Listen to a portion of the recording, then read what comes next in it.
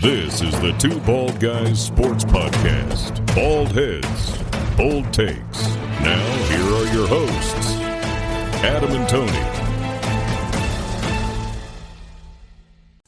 Welcome back. I'm Adam. I'm Tony.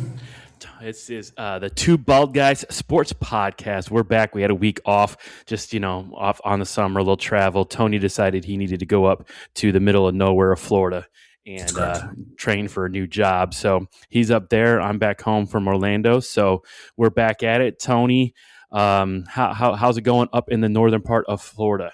Yeah, I'm in literally right outside. Like, if you look at Florida, there's like a little armpit there, connects to the Gulf. I'm literally in that armpit in the middle of nowhere. So if it sounds like I'm talking in a prison cell, because I kind of am. So I'm surrounded by cement walls out here in the middle of nowhere. So bear with us. But we do have some internet, and we're able to continue our podcast. So yeah, I'm up here training for a new job I just started a few months ago, and I'm living the bachelor life, locked in the dorm rooms. So having a good time, but we're still doing the podcast. So I'm glad you're going to Orlando with nice trips. And Yeah. I had a nice trip to Disney. You go to a dorm room. I'm eating cafeteria food and living in a dorm. So how we do what we got to do. All right. So again, still the off season. We're counting down. I think we're pretty much a month away. A little less than that for some football coming up. College football will start, I think, August 29th is the first week. I think it's week 0, but on August 29th. So we're taping this on July 16th. So we're a month and 13 days away from the first college football game. And we got the NFL Hall of Fame game comes up before that and stuff like that. So we're getting there. We're getting close. Even had to send out my text for fantasy football. Getting those going. It kind of seems weird texting in July, but before you know it, it's going to be August, and then football season is going to start. Tony, you won the fantasy football championship 2 years ago. Last year, it didn't go so well for you. No, so I'm every other year is my year. So this year, you watch out for me. I'm somewhat of a dynasty. I'm 2 in the last 4 years, so watch out. I'm coming. This is my year. Yeah, Tony is the only person in our league. I think we've been doing it for 8 years or something like that. The only person to win it twice. But I think he might be the only person to finish last 3 times. So no, it's all or nothing. Yeah, it's boom or bust with Tony. So, anyways, talking about fantasy football, the big thing about fantasy football is quarterbacks. And this week, ESPN.com, they posted a list. I think it was voted on by executives and stuff like that. The top 10 quarterbacks in the NFL right now. So we'll start at 10 and stuff is going to be kind of tough to guess. But when we get inside the top 5, I'll have you guess, because I'm looking at the list right now. Tony I don't think you've seen it yet. Have you? No, I have not seen this. I don't know where you're pulling this from. So this is all new to me. All right. So number 10 is, he can't call himself this, but it's the Iceman, Caleb Williams. They have Caleb Williams at number 10. Chicago Bears kind of broke out last year. Hopefully he has a repeat season of the year last year with Ben Johnson as his coach, because the year before that with Matt Eberflus, it was not good. So Caleb Williams at number 10. He finishes, just to let you know, Jared Love did not make the list. So he is above Jared Love, according to some of the executives. Okay. I'm surprised. I'm not surprised. I think with your new, Ben Johnson, the new coach there, he's going to do wonders for that kid. And you guys have done a great job of building things around him, giving him a better offensive line, giving him some weapons out there. So I'm surprised 10. I want to see the rest of the list a little bit play out. But he being ahead of Jordan Love is a little surprising. He's in front of Jordan Love. He's also in front of Jaden Daniels, which is not all that surprising because last year Jaden was hurt. There is one quarterback that he's in front of that you're going to be a little bit shocked, but I will leave that for a second, and we'll come back to that in a minute. Number 9, okay. Jared Goff, Detroit Lions. Wow. Okay. Yep. Boy, I guess a couple of years ago when Ben Johnson was the coordinator there with the Lions, Jared Goff was tearing it up. But the last couple of years, he's kind of fallen down a little bit, and I think that's a sign of Ben Johnson. I think, those number 10 and number 9 are results of Ben Johnson, honestly. Goff is also, I would say, probably getting closer to the end of his career versus Caleb Williams is starting to get into prime of his career. So I'm not surprised that he's that low, but Jared Goff's a quarterback that could win the MVP too. So I think he's probably in the right spot. Yeah, Jared Goff definitely has the defense. I mean, the defense really doesn't matter. The offense around him to be very, very good. Jahmyr Gibbs in the backfield. I know he doesn't throw it to him as much, but then he's got Amon St. Brown, and oh my gosh, he's got Matt Laporta, the tight end, and then the other Jameson Williams, I think, is the other receiver who can absolutely fly. I'm a little surprised that Jared Goff, especially because there's a couple of people below him that aren't there, as that number 9. He has definitely, like you said, I'm not going to lie, he plays well at times that he could be an MVP caliber type player, but when he goes outside and it's cold, it becomes different for him. So, he struggled mightily with the Rams, went to the Lions and kind of found himself there. So, yeah, he can be good, but he's also the guy that you're like, okay, he could throw you 5 touchdown passes, but then, he's had some games where he throws 4 interceptions. So I'm a little surprised he's at number 9, especially because I'll throw another name out there that did not make the list, Trevor Lawrence. Okay, which is kind of surprising to me because the Jaguars have started to get better the last couple of years. They're making the playoffs, and I think Trevor Lawrence is coming up a little bit. Similar to Caleb Williams, I don't know if he has the team around him, but yeah, I am kind of surprised Trevor Lawrence is not in the top 10 at all. But if he was, I think he would be down at that 9-10 spot, to be honest with you. Yeah. So, anyways, that's the first 2. Number 10 was Caleb Williams. Number 9 was Jared Goff. Now, here's the other one here. Obviously, it's based off of last year a lot. But number 8, Drake May for the Patriots, led the Patriots to the AFC Championship last year. He played really, really well. He had an MVP type performance, maybe one of the quietest ones because people really weren't talking about him. I mean, they noticed the Patriots because the Patriots weren't expected to do much last year, and then they went out and lost their first game of the year to the Raiders. So I'm a little surprised Drake May is that high at number 8, but he did have a really good year last year. But as I like to say, and you know what I'm going to say here, prove it again. Yeah, I mean, they're high on him because of what he did last season, and that's fine. But I guess if we're just looking at last season coming into this season, I can get behind it. I think I would have probably felt a little bit more comfortable if they put him at 10. I mean, I just don't think he is the guy to win you a game, but he also doesn't do a lot to lose games either. He kind of does a good job of just staying within his lane and letting the offense run, not through him, but kind of like as a whole unit, and then let that defense take care of things. But can he be that breakout quarterback? Again, like you always say, prove it. Do it again. Do it again and show me it wasn't a fluke because their schedule last year was not the most difficult. Right. It wasn't. It was definitely they benefited from it. And that's fine. You only get to play the teams that are in front of you, especially in the NFL. It's not like college football where you can control at least 3 of your teams because you're playing, the non-conference where you schedule those. And you can, get lucky a little bit in your conference, especially like the Big 12.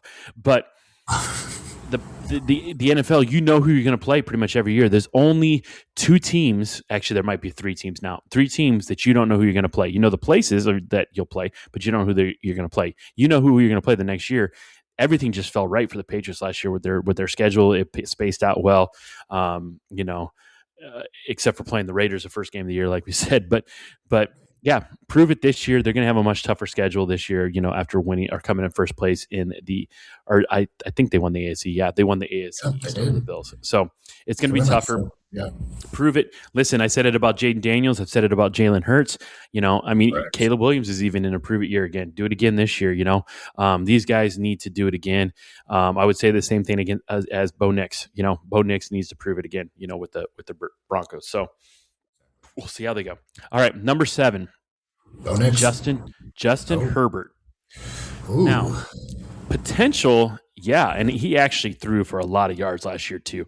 The bigger thing for him, though, is can they get an offensive line that will protect him? Because, my God, he was like running for his life all year last year, and I think he hurt his hand or something at one point because of it. So the talent is there, but he's proven it that he can do it, but this is a prove it year for him. He needs to prove it. Like, he had a decent year last year. They surrounded him some more weapons here. So prove it. Can you be that guy everybody thinks you are supposed to be? Yeah, and Justin Herbert, again, he's right there in the mix of a guy that can win an MVP award. And last year, somehow the Chargers made the playoffs with that disastrous offensive line. And in the playoffs, it obviously showed up. They couldn't do anything. They couldn't protect him at all. But Justin Herbert is a guy that can go out there. He's got a great coach in Jim Harbaugh, who's a quarterback guy. And it's time now for Justin Herbert, because, again, he's getting on that edge of almost being done playing football. Like, he's on the upper edge of his career, and he has the talent. He's had great seasons. He can do it. I think he's a little high on this list. I feel like, I guess not, maybe. I'm going to put him over Drake May for sure. I'll probably put him over Caleb Williams. He's right in there with Jared Goff. I think they're very similar players. But Justin Herbert, like you said, he can go out there and light it up and win an MVP. But this is the year. He doesn't have a whole lot more years to prove himself. So, yeah, Justin Herbert sitting right there. Okay. Bo Nix, I'm guessing he's coming sometime ahead of Justin Herbert. That's crazy. Yeah. Well, just to ruin your thing, Bo Nix is not ahead of him. So Bo Nix did not make this. Okay. But here is number 6, and this is I'm laughing about it. Think about who might this be. Number 6. Dak Prescott. Oh my gosh. When are we going to stop this with Dak Prescott and the Cowboys? Yes, he throws for 5,000 yards, but it's like Jameis Winston type stuff, Yep. Dak Prescott is talented, don't get me wrong, but you have said this a bunch of times. Dak Prescott shows up in the fourth quarter when they're down by 3 touchdowns and throws it up and down the field and gets a couple hundred yards in the fourth quarter to make it look like he threw it for 350 yards, but really threw for 150 the first 3 quarters.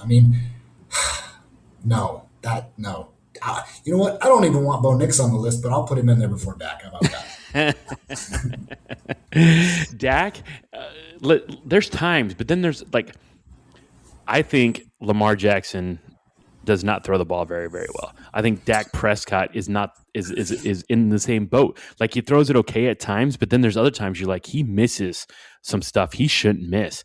And with the receivers he has now too, with Lamb, CeeDee Lamb, and CeeDee Lamb carries him, gosh, who's the other one right now? Starts with a Pickens. Pickens coming over there. Like, he needs to have this year. Can you be that good of a quarterback and you can't lead your team to the playoffs? Better yet, a playoff win, because that's where he's at. Right, exactly. Bo Nix took him to the AFC Championship, the Broncos. Right. So I just don't see it with Dak. The talent is high, but it just. One of the things says this is a long overdue for Prescott, who's mostly been a fringe top 10 QB on these lists. Yeah, there's a reason. Yeah, exactly. So I don't understand 6. I don't understand. It's every year. It's every year. It's the Cowboys. Dak Prescott's going to go out there and be amazing, and he might throw for a bunch of yards, but it's all fluff. It's fluff yardage. It's fluff stuff. No, Dak should not be on the list. All right. So we got the top 5 quarterbacks. So thinking about this, and I'm not saying in any order, I want you to try and guess who the top 5 quarterbacks are on this list. And I'm not worried about ranking yet, just top 5. Okay, well, I'll give you 3 right off the top of my head. Josh Allen's going to be in there. Yep. Patrick Mahomes is going to be in there, and Lamar Jackson's going to be in there. There's 3 of them. There's 2 more. 3. I'm going to say I probably don't agree with this, but I'm guessing they're going to put Jalen Hurts in there.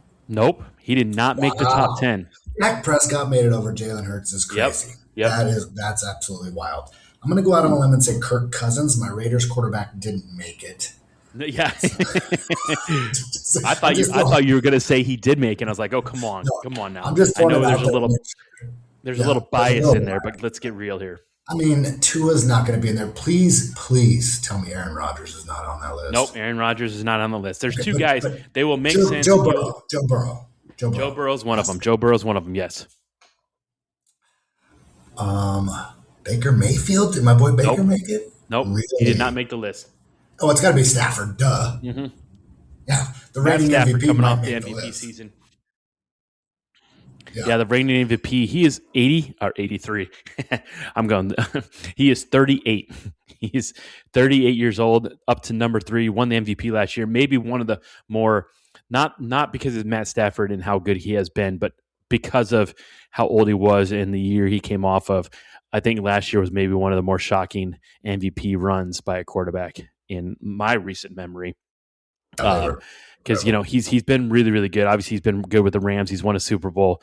Came up a little short last year, losing to the Seahawks in the NFC Championship game. But he was really, really good last year. Obviously.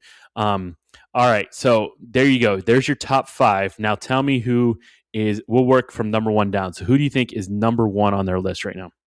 Well, what's crazy is those are the top 5 remaining. Dak Prescott made the list, but Super Bowl champion Sam Darnold didn't make the list. That's the one person I was going to tell you was a bit of surprise that he wasn't on the list. Sam Darnold did not make the list. I'm not saying he's a world breaker, but he just took a team and won the Super Bowl with them. I get it. They had a good defense, running back, this and that. Still got to have a quarterback out there. So, wow. Okay, so you want 1 through 5? Well, just go number 1 here. Who do you think was the top quarterback on the list?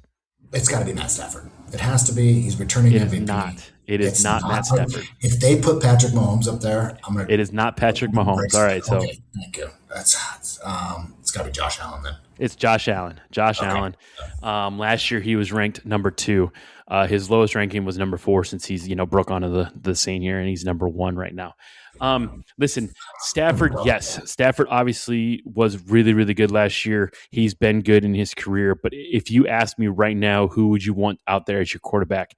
Right now, like if we're talking about right now, everything is on the table.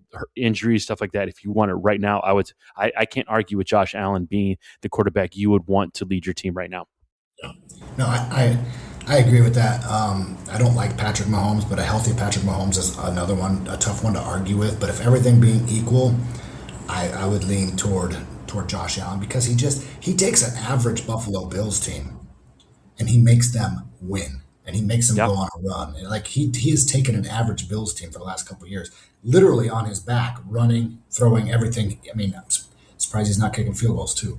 But he's the guy. He's the leader. He's their guy. He does everything. He should be number 1. I have no problem with that at all. Yeah, I would agree. He's the top.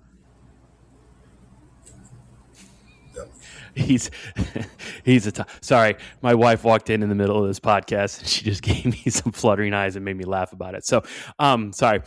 Josh Allen. Yeah, Josh Allen, I think he is a really, really good quarterback. Yeah, I mean, you think about it. He had the running back. Oh my gosh, it's drawing a blank on who the running back was. He was really, really good. For the Bills? Yeah, for the Bills. Oh my gosh. Who's their running back? James Cook the third. James Cook the third. Wow. Yeah. We call ourselves football fans. I'm just kidding. James Cook the third has been really, really good for them. All right.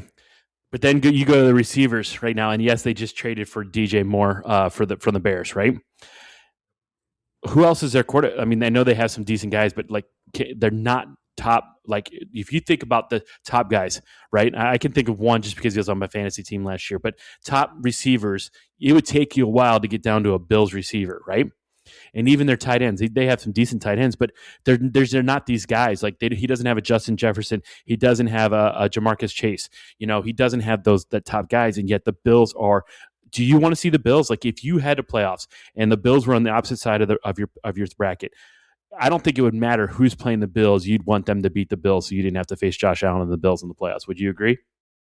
Yeah, for sure. Especially if you have to go into Buffalo during that time of the year. Heck no, that fan base is crazy enough as it is, and the weather's awful. But you're right. If you put up a list of top 15 receivers, I'm not sure, outside of they got DJ Moore now, But outside of that, I don't think that a Bills wide receiver would make the top 10 and maybe not even the top 15. I mean, they haven't had a recognizable name since Stephon Diggs was there. Right. I mean, they have a guy, Khalil Shakir played well. Keon Coleman was okay for them, but it wasn't. Yeah. You're not looking at them thinking, oh, my God, these guys are great. Well, watch out for those guys, yeah. I mean, obviously, having a running back like James Cook, the third there behind you, helps a lot. It takes some pressure off you because you can balance out the offense a little bit. But listen, they are really, really good, and it's mostly because of Josh Allen. So I have zero argument with Josh Allen being number one. And he jumps ahead of Patrick Mahomes. And I think this has a lot to do with the fact that he is coming off. Yeah, he's number 2. He's coming off the injury. Listen, if Patrick Mahomes is healthy, I think you go his way. But he's not healthy. Well, I mean, we don't know how healthy he is right now. So he's at number 2. That Kansas City Chiefs team with him is, one of the best in the league. Without him is marginal. Yeah, and Patrick Mahomes combined with Andy Reid. And then, again, they don't have a lot of crazy wide receivers, but their running game gets going, and they have Travis Kelce, say what you want, or Travis Taylor, whatever his name is now that he got married to Taylor Swift, or Travis Swift, I guess. He's taking her name, I heard. I don't know. But say what you want. That team with Patrick Mahomes, I don't care who their wide receivers are. They got Xavier Worthy over there, whatever. But it doesn't matter because he's going to make plays. They're going to do things that Andy Reid is a great football coach. Yeah, Patrick Mahomes at 2. I don't know because I'm a little bit torn because you got Drake May over here in the top 10. You don't have Bo Nix in the top 10. Bo Nix made it to the AFC Championship game. I mean, he got hurt, but still. So maybe it's because he's hurt, but then they get Patrick Mahomes up there. So, yeah, you're not going to argue Patrick Mahomes is top 3, and I'm guessing Lamar Jackson's probably going to be in there somewhere too. He is. Number 3 is Matthew Stafford, and that, again, is coming off. There you go. And they are absolutely loaded. Puka Nacua can make sure he doesn't get in trouble anymore, and Devontae Adams just becomes that. Listen, Devontae Adams is a solid number 2 receiver, and he would be a number 1 on most teams. Yeah. But when you can line him up opposite Puka Nacua, and then you have running back behind you, Kyren Williams, and you're good. Like, it's easy. It's easy to throw the ball around with those two and having Kyren Williams behind you. So Matthew Stafford at number 3, coming off an MVP type season. He's running on the end of his career here. So we'll see how many. I have a feeling if he's able to lead the Rams to a Super Bowl championship this year, that he might be done. Yeah, and I think you look at Josh Allen, you look at Patrick Mahomes, you look at all these guys, the top 5, and you start to wonder how many more years does Josh Allen have? Patrick Mahomes coming off an injury. Once you get injured one time, it seems to be like the start, the downfall of things. And then Lamar Jackson, how many more years does he have? I mean, Matt Stafford, like you said, he's already almost 40 years old. So all these guys are starting to come to the last few years of their career, and I think you're right. Matt Stafford and the Rams have everything they need. Okay, they just picked up Myles Garrett on defense, for crying out loud. They have everything that they need to go and win a Super Bowl. They get it done. I think you're right. Matt Stafford calls it quits. And I would say the same thing about Travis Kelce. If the Chiefs go out and win one, I think he would call it a day 2. Yeah, he's got a new wife, like we said. Can go follow her around on tour or whatever she does. Make sure they don't break up, and she writes a song about him or something like that. So, yeah, number 4 is Joe Burrow. Joe Burrow is ahead of Lamar Jackson. Lamar Jackson's number 5. Listen, wow. I think as far as quarterbacks go, if you're just talking about talent at the quarterback position, you don't have the running into it, which I understand the running does go into it. But if you're talking about quarterbacks, I think if you said, hey, I want a quarterback to help lead his team, and we'll put a good offensive lineman in front of him, I think most people would take Joe Burrow over Lamar Jackson. He throws the ball better. I think he's a better just overall quarterback. But can he stay healthy? He was out a lot of last year. Thank you very much. I picked him as my quarterback last year with a turf toe injury. With that, he's got T. Higgins, he's got Jamarcus Chase. With that talent around him, he can be really, really good, but he needs to stay healthy. And part of that is, can they protect for him this year? Yeah, Joe Burrow's had 2 seasons now where he's only been in the league, 6 years now? And he's had 2 of the 6 years. One was completely wiped out with ACL, and Now he had injured last year, the offensive line. Like, if I am the Bengals, I am investing a ton of money into an offensive line because Joe Burrow, like you said, is a guy that he can tear teams up. We saw a healthy Joe Burrow with a decent offensive line do whatever they want. Him and Chase can do whatever they want. I mean, they've been playing together since college, for crying out loud. So they have a team that can make a run, but you cannot protect Joe Burrow. You cannot win football games. I mean, I don't know why that it literally starts and ends right there, the Bengals season. So Burrow being up there, I get it. If he can get protection, he's top 5 all day long. If he doesn't, well, good luck. I mean, nobody's really going to be tearing you up if they can't get protection. Right. I mean, listen, Joe Burrow is one of the few quarterbacks to be able to beat Patrick Mahomes and the Chiefs in the playoffs. Yep. That's right. I mean, literally right there. Joe Burrow, yeah. That's how good they were. That's how good they were right there. I mean, that's it right there. He made it to Super Bowl, came up short against the Rams in the Super Bowl, but that just shows you a healthy Joe Burrow. Yeah. That was when the Chiefs were right in the middle of their run, where they were really, really good. They're still good, but they're kind of on the downswing now. Right. So, I mean, that just shows you the talent level is absolutely there. So, can he stay healthy? And that's the biggest thing, because they're a completely different team. You want to talk about a team that drops off in a big way if their starting quarterback is gone, and that is the Cincinnati Bengals, and we've seen it. So I don't have a problem with Joe Burrow being there. Obviously, Lamar Jackson is an exciting player. He needs to figure it out a little bit come playoff time. And but I mean, I can't argue with the top 5 in there. I think the bottom 5 is where we can have some arguments, but the top 5 is definitely, I think they got it right.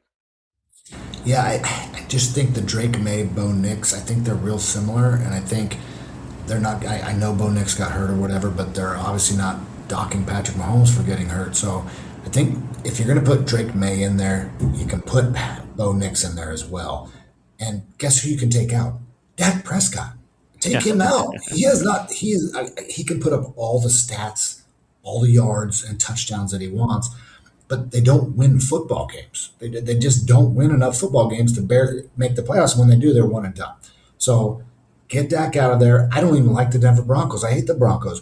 But Bo Nix, with Sean Payton out there, like, they can get things done over there, and I think he's just as good as Drake May. Now, if you want to take Drake May out and put somebody else in there, that's fine with me too. Jalen Hurts not being in there, I like it because he had a couple good years, but other than that, he's been super, super up and down, hot and cold, to the point where Philadelphia, you don't even know who they are anymore.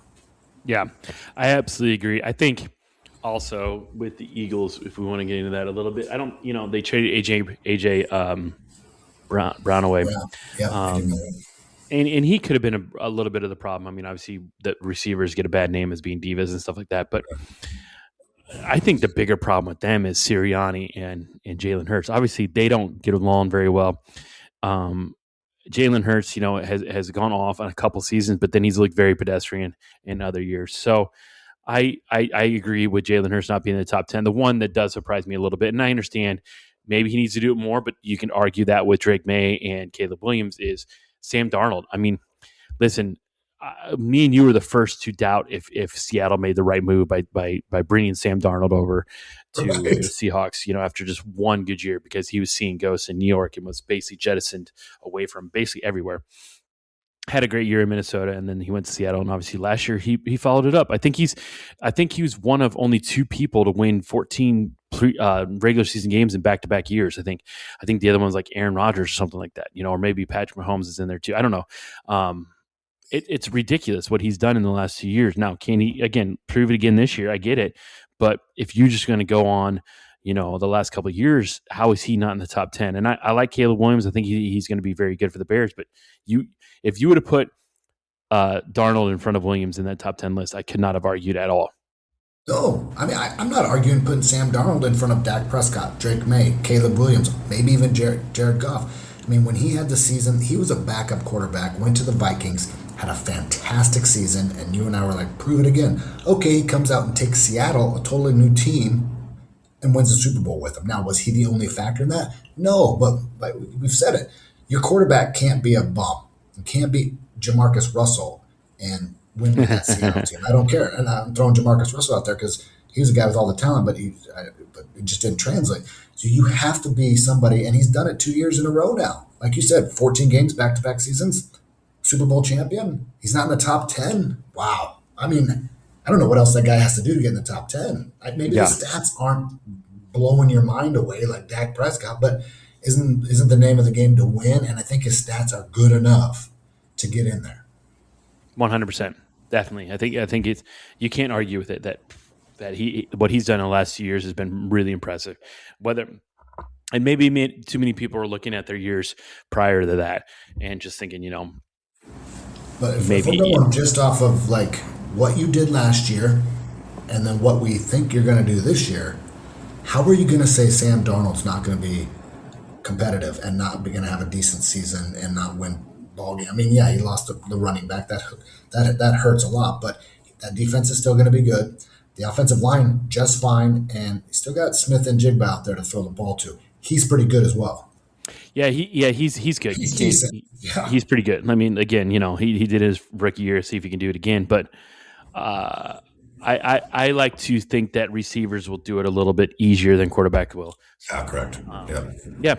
I don't think the list is horrible. Like, there's not any but that are just ridiculous, but Darnold not being in there is a little bit of surprise. And Trevor Lawrence, too. Trevor Lawrence is really, really good for the Jaguars last year. But, maybe they're going on, some of the years before that where he was just average. So, I don't know. The biggest one, again, and like I said, I like Caleb Williams. Him being in number 10 is a little bit fishy to me, but we'll take it.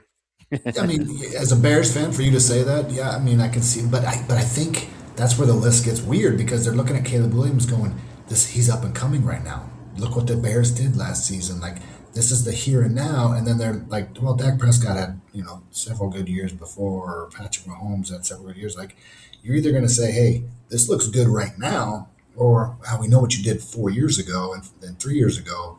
I mean, I don't know. I think I agree. Trevor Lawrence needs to be in there. And Sam Darnold probably needs to be in there somewhere. And I'd be okay getting Dak out. And I'd maybe even kick Drake May out. That's fine with me, too. Yeah. So, all right. That's the list. That's the top 10. That's not voted on by us. I mean, you know football a lot, but we don't have the name. This was by executives and stuff in the NFL. So it's good talking about the NFL, but let's shift over. Let's just get a tease into college football here.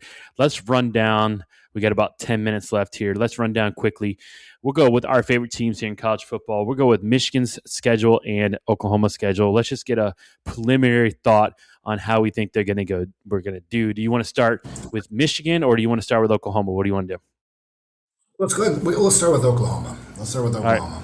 Let's start with Oklahoma here. This is Tony's team here. They start off the year with a tough one against UTEP at home on a Friday night. The University of Texas at El Paso, Friday night in Norman. I'm going to say, give me the Sooners the whole time. They start out in there. He didn't even hesitate on that one. I agree. I don't know why you would hesitate on that one. I think Oklahoma wins it easily against UTEP. Maybe get off to a little bit of a slow start, but UTEP is not good. That place is going to be rocking on a Friday night. Night games. Listen, Michigan went to Oklahoma last year, night game, 8:00 game, and got throttled. So give me Oklahoma in that game also. And then, you know what? We say Michigan and Oklahoma, and guess what? They play week 2. Hopefully we'll be there. We're trying to. Noon game, that's the only thing that disappoints me a little bit. I don't necessarily need it to be a night game, but it would have been fun for it to be like a 3:30 game. But it's a noon game at the Big House on Fox. It's Fox Big Sunday or Big Noon Saturday, whatever they call it. It's at Michigan. Last year, Michigan went up there. Michigan scored on a long run. They didn't really let Bryce Underwood do much of anything. Oklahoma dominated, and your quarterback, which I'm drawing a blank on, all of a sudden played really, really well against us. It's at Michigan. You know what? I think this year we return the favor. I think Michigan's going to be good. Kyle Whittingham, is their coach now. I think Michigan gets it done, but only because it's at Michigan. I think the change, Michigan's currently favored by 2.5. I think that's home field advantage. Obviously, they're in the Big House. I think it's closer. I think it's still a close game. It's going to be a nail biter the whole time. Like, neither one of our teams are going to give us any breathing room. I think the Oklahoma offense is going to be much better than it was last year. The defense is going to take a little bit of a step back. They lost several guys, R. Mason Thomas and guys like that on that defensive line. But the special teams and stuff like that for Oklahoma, that kicker's still there. He's really good. Oklahoma wins, but it's definitely close. I still think Bryce Underwood needs a minute with Kyle Whittingham. I think he didn't progress last year, as I think you would agree, as Michigan fans thought he might, and I think that's because of the coaching situation. I think Whittingham can get him. I think he needs another year. Oklahoma wins, but that's super close. And then in the next week, you guys host New Mexico. You're going to win that game pretty easily. So I have them 2-1. You have them 3-0. But this is a tough stretch. Now, including the Michigan game, you go Michigan, New Mexico, and then Georgia and Texas. And there is a bye. There is a bye between Georgia and Texas, thankfully for you guys. But okay, so we're going to say four games in 6 weeks or 5 weeks. I'm sorry.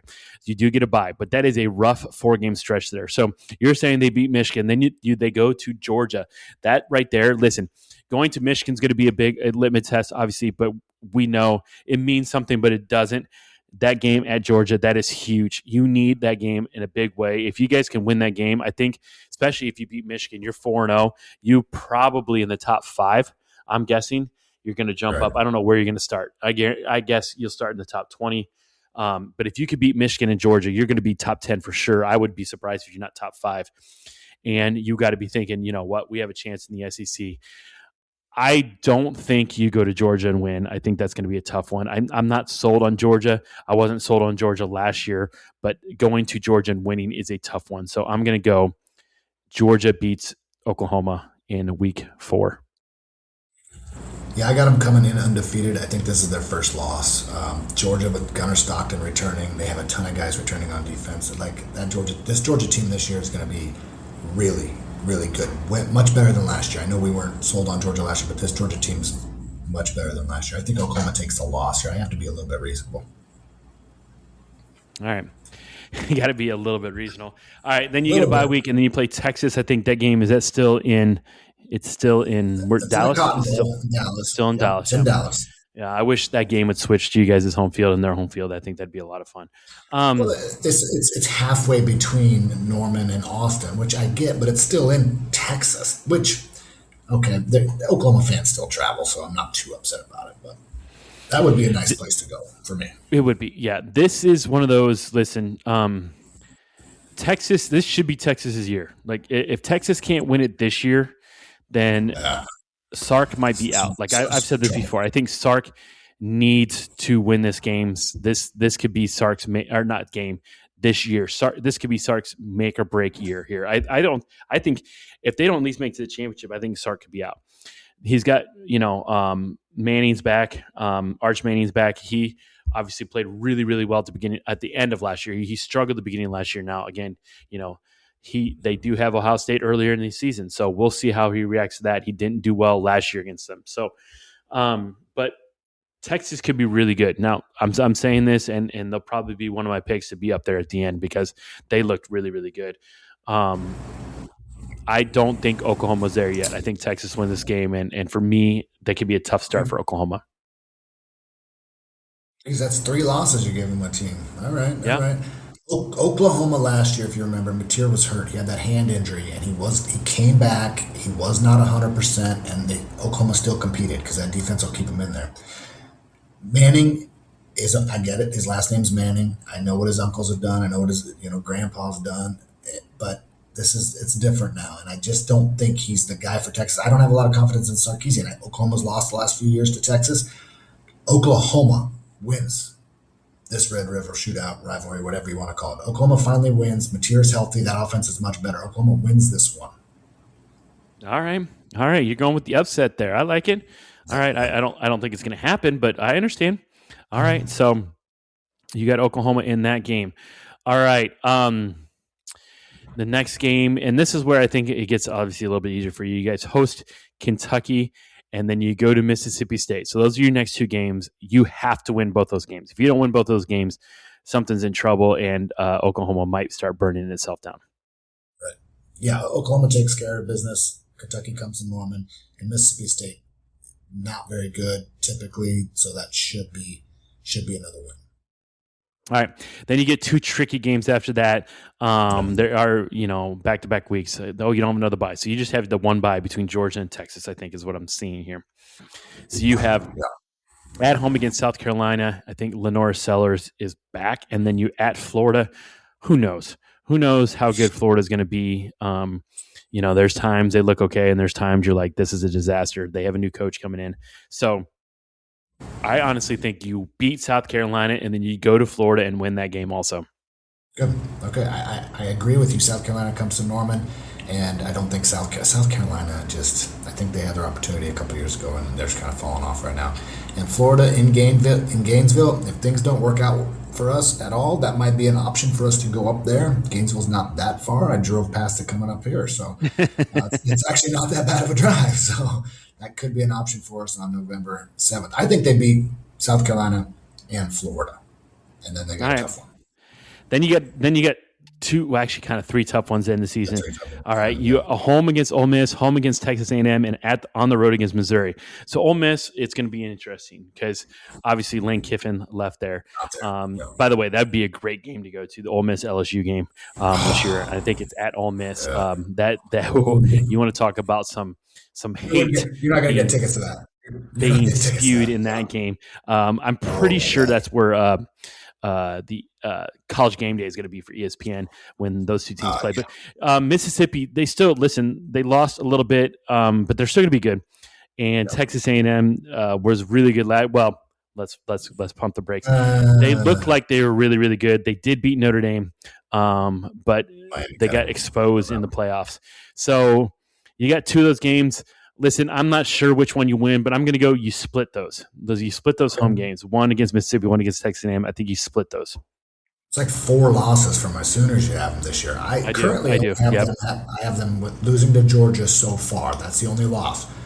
I do think I'm with you on this one, but I think Ole Miss, Lane Kiffin or not, Chambliss is really good, and Lacey, their running back, is really good. And I think that's the difference in this game. I think Ole Miss beats Oklahoma here. I'm going to give Oklahoma their second loss of the season against Ole Miss, but I don't disagree with you.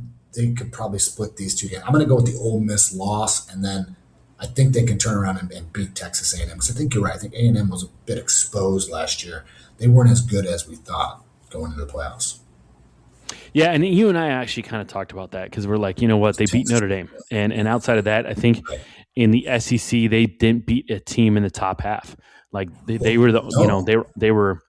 They finally played Texas, and I think they got beat. And then they played. Yeah, they got beat. Yeah. So, I don't know how good Texas A&M. They're you talk about all the times about Texas being back, and they're supposed to be good, and everybody wants Texas A&M to be. Maybe it's just a Texas thing, because they went 11-0 to start the season, then they lost to Texas, and then they lost 10-3. Their defense was really, really. They lost 10-3 to Miami. Their defense was really, really good, but I mean, they had some close games. South Carolina, they won by 1. Oh, and that was a game they were like getting whipped at halftime. Should have been. They should have lost. They only beat Arkansas by 3. They beat Auburn 16-10. They gave up 40 points to Notre Dame. They gave up 22 points to Utah State. Hell, they gave up 24 points to Texas San Antonio. So, the defense got better as they went, but they didn't. The best win they had obviously was Notre Dame, but outside of that in the SEC was Missouri. I mean, they beat LSU, but they ended up being kind of a fraud. So, I think you split those. Maybe if you beat Ole Miss, you carried on and beat Texas A&M. Your last game is at Missouri. Missouri is that tricky game, and remember the last time, I don't know if they played Missouri last year. I can't remember if they played Missouri last year, but the year before when Missouri played Oklahoma, it was that wild game when Oklahoma beat them 17-6 last year. Okay, but in 2024 is a year where Missouri beat you 30-23, and there was like 28 points in the last 2 minutes of the game. Yeah. Fumbles and interceptions and just wild stuff going on there. But Oklahoma this year takes care of business in Missouri. I have them with 2 losses. You apparently have them with 4 losses. Yeah, I think they go to Missouri. I think they win. So that I have them at 8-4. You have them at 10-2. So that means they'll probably finish 9-3. Yep, somewhere in between. Absolutely. I could deal with 9-3 as long as one of them is not Texas. You know what I mean? And Bama's not on the schedule this year, thank God, because I'm tired of playing Alabama. Played them twice last year and pretty darn close. But I think 9-3, that could still get them in the playoffs depending on who those losses are to. If it's to a highly ranked Georgia team and a highly ranked Michigan team and Ole Miss, maybe get you in there. Yeah. I mean, your schedule is not horrible for you. Obviously, the Ole Miss, Texas A&M, Missouri finish isn't the easiest, but 2 of those games are at home.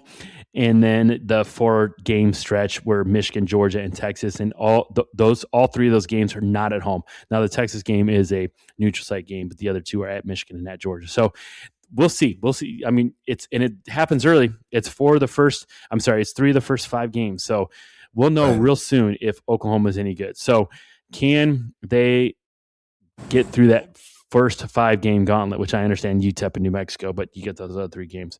That's going to be a big telltale sign for Oklahoma. If they can get through, can get through the first 5 games, 4-1, I think would be great for you. Obviously, 5-0 would be amazing, but I think 4-1 is a realistic hope. 3-2, you're not dead yet. No, I mean, so I think other than an absolute meltdown against somebody, I think Oklahoma comes out of that still alive at least. Yeah. Playoff and one of those games probably is going to be an upset if you beat Michigan, Georgia, or Texas. The Michigan game isn't that big of an upset just because we don't know what Michigan is right now. But at Georgia or against Texas is definitely going to be an upset if you beat them. So, I think 4-1, and if you get out of that stretch 4-1, you could easily be 8-1 going in Ole Miss with 3 games left to go. And that would be nice. That would be ideal. Obviously ideal is undefeated, but I don't think that with those teams in there, Texas, Georgia, Michigan, it's going to be hard to be undefeated in that stretch. And I think 3 losses could still put us in a situation where Oklahoma makes the playoffs, and then that's really the goal. Because once you get the playoffs, who knows what happens? Look at Miami. Right, exactly. So. Yep. So we'll see. We'll see how it goes, but that's coming up soon. We're running out of time here. So next time we will get to the Michigan schedule, and then maybe we'll talk about some other the big time teams in here. So listen, we are a little over a month away from real football starting. Obviously, we get the Hall of Fame game is less than a month, and preseason is about a month away. So, it's all coming into focus here. Tony's going to keep enjoying his time up in a dorm room. He thought he was out of college. It's been about 40 years since you've been there. So 40 is crazy. Yeah, in the dorm life.